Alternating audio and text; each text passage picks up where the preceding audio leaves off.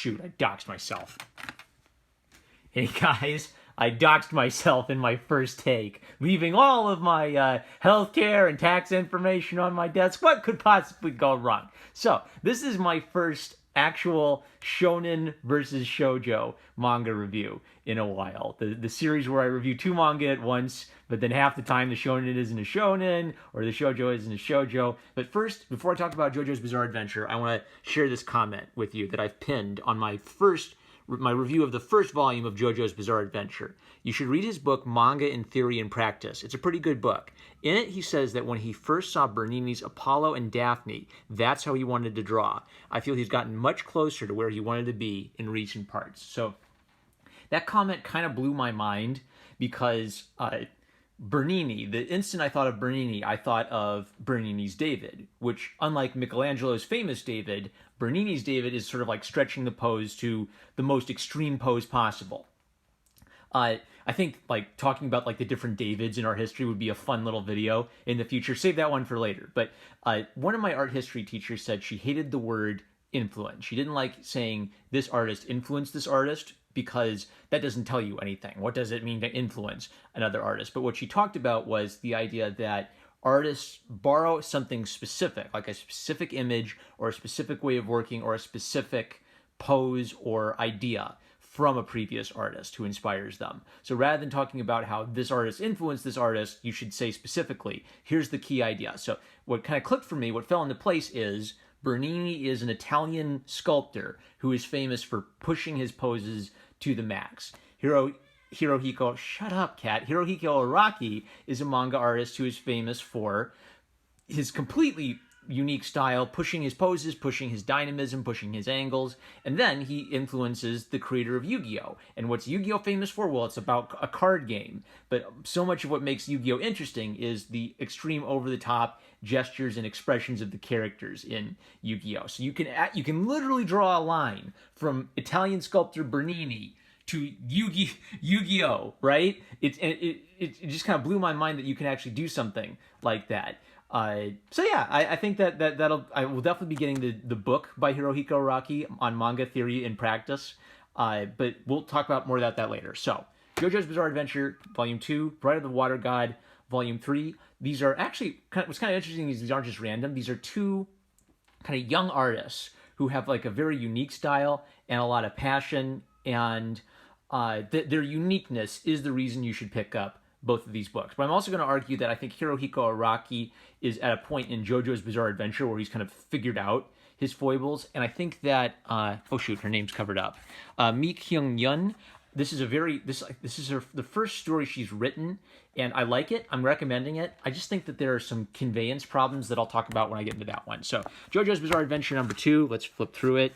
I like the little story where he talks about being paranoid about strangers he meets because there's such strong horror elements to JoJo's. It's clear that he takes some inspiration from daily life. I loved getting to see the Tiger Balm Garden, and getting my little bit of cultural enrichment and learning about geography and interesting sites around the world. And then he just made this crazy over-the-top place that exists in real life part of his world because he likes crazy over-the-top stuff. So he found a real-life place that felt like an insane imaginary place. So he did more of these quick little gesture sketches in this one. And I thought there was a little bit of a difference where last time he seemed to paint with ink a lot more. And a lot of these feel like blind contour line drawings. And if you've never tried blind contour line drawing, give it a shot. The idea is pretty much you position your pencil on the page, you close your eyes, and you just start working. And you try to concentrate and picture it in your mind. But of course, there's going to be a miscommunication between your brain and your hand. And it'll liberate you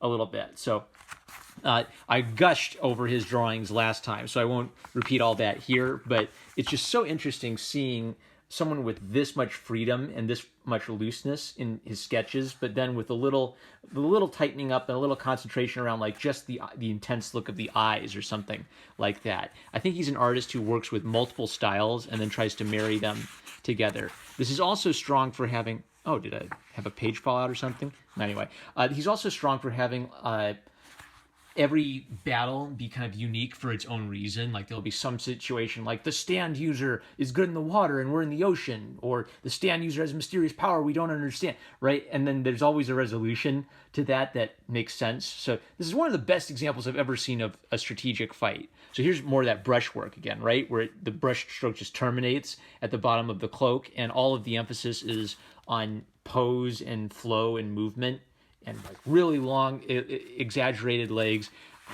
I just can't stress this enough that he doesn't draw like a manga artist. He draws like like someone who would have been like a weirdo, in your art history book as one of the great, impressionists or post-impressionists if he lived back in the 1800s or so. It's amazing. There is some really graphic, death sequences in this one, continuing the theme from the last one. So not for kids, but boy, this is, I've just been eating this up. Like I said, I think I said this. Maybe that was in the take I lost because I doxed myself. But I've already finished Volume 3, and I'm trying to review Volume 2 before I forget everything in Volume 2 because I'm just so hungry to get to the next adventure. Dope. All right, so yeah. Don't miss JoJo's Bizarre Adventure. And if you watch the anime and haven't read the manga, don't miss the manga. This is an artist you got to look at. All right, so Bride of the Water God, Volume 3. My library did not have Volume 2, so this might be the jinx of my brilliant plan to read all the manga and comics in my library, is I'm going to have to read a lot of stuff where there's missing bits and pieces. So I was able to pick up most of it, I think, from context clues. So like in Volume 2, it looks like she started to suspect that Mui is the same person as Habayek. So when he's Habayek, he's a little kid. At night, he transformed into the grown man, and he's told her his name is Mui when he's a grown man, kind of just to play a little game with her. And she's married to Habayek, but she thinks it's kind of weird because Habayek's like a 9-year-old kid, but she's really interested in Mui and has been investigating that. I thought these poems were really interesting.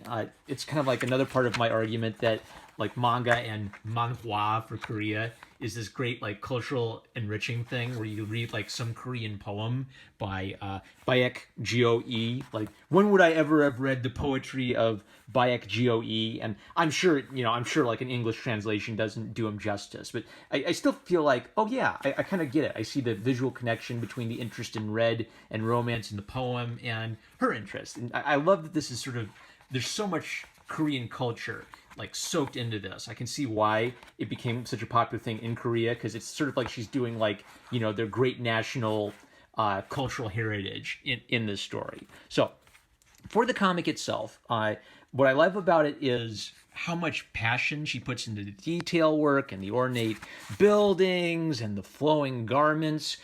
There will also be passages where she'll kind of like be moving quicker and like really sparse down the detail a lot. So I guess my problem with it is there were times I wasn't keeping up with like who the lesser gods are. Like I know Soa, I know Habayek, and I know that he turns into Mui at night. And so here she kind of like looks at his chest looking for the tattoo, and she doesn't see the tattoo. So she had a smart idea. Well, if I think they're the same person, I'll look for the tattoo. But apparently that tattoo's magic or something. So that has something to do with the curse of him turning into Mui at night. Why did I mark this? I think I marked this because it's just a good example of her weakness is it is a lot like Hirohiko Araki. Sometimes she'll have a weak facial expression or a weak figure drawing, but she is so good at sort of like flowing lines and ornate detail and rhythm and making that all work together compositionally. The thing that got me confused is like some god showed up disguised as Habayek's old bride, and I wasn't quite sure who the god was who was disguising herself that way. Nakbin, the first bride of Habayek. So I don't know. I kind of wish I had. This is a bit of a Bart Simpson book report, right? But I think I understood the main thrust of it, where she's really hurt. She doesn't know what to think. She has these feelings for Mui, but she doesn't want to betray Habayek, and Habayek is also in this tough situation where his mother will test. She's like the goddess of torture, and she'll test anyone who wants to marry Habayek. I also noticed that there's only like a few gags per volume, so maybe in contrast to other manga where there'll be like one silly gag per page or a few silly gags every single chapter. This one will just hit you with one like once or two times a book, and otherwise it's got this really moody, romantic racy feel. Yeah, it's not super sexual, but it's sort of like hinting at like she's sexually attracted to Mui and she's married to him, so it's kind of romantic. But then there's also like this mystery aspect to it. Is she going to figure out that Mui and Habayek are the same person? And then there's like this sort of tragic thing where the mother kind of like gives Habayek a challenge, and she's going to be sent back to the real world. It's going to kind of be like a test of does she really love him or not. So she's forgotten all of her memories of the God's world, and then there's like this really interesting long flashback sequence that kind of comes out of nowhere. So she really favors non-linear storytelling. Like, so you'll be kind of like following along, and then boom, you're in the past. And I'm guessing this must be like the flashback for Habayek and his first wife, and then boom, we're back to the present. So it's a challenging read. You're gonna have to be paying attention while it's going. There are a couple like maybe like implied rapes or implied married sex going off screen, and I feel like she's using it. I don't know. Maybe this is like a female artist thing, but I feel like she's using that as like a really important part of the story where it makes sense, and she's not doing it for shock value.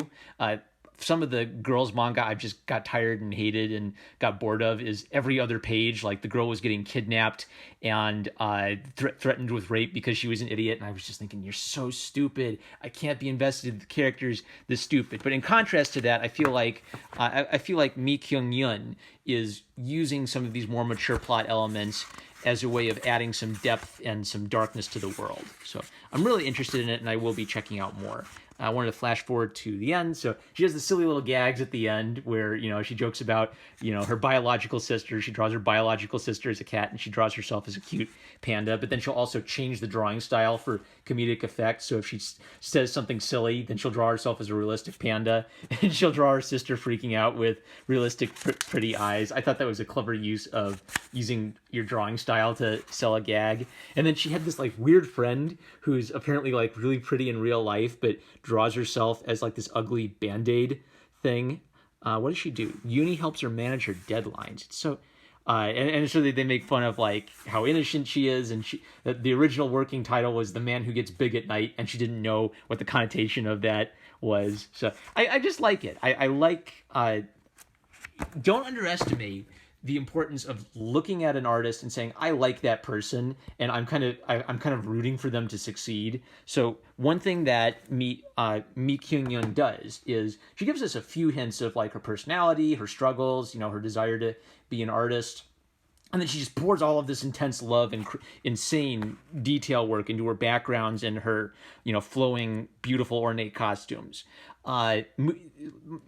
Yeah, check it out. Don't let my little like OCD, I don't know about this stuff, turn you off to this, because the whole point is that I do see sort of a real bizarre kinship between what's going on in this and what's going on in this, even though they're totally different genres. These are both unusual people. So what I think is, I look at Mi-kyung and I see someone who is a little unpolished, maybe still figuring out a little bit about, how to pace the story and how to like not get a little too lost in some of the extra plot details, but this is someone with so much passion and so much intensity and even a little ugliness to her style, but so much hard work ethic that she makes it beautiful in a way that no one else... I've never seen a manga that looks quite like Bright of the Water God. So, 2 manga, completely unique. You should check out both of them purely just to see artists working in a completely unique style. I'll let you know if Bright of the Water God...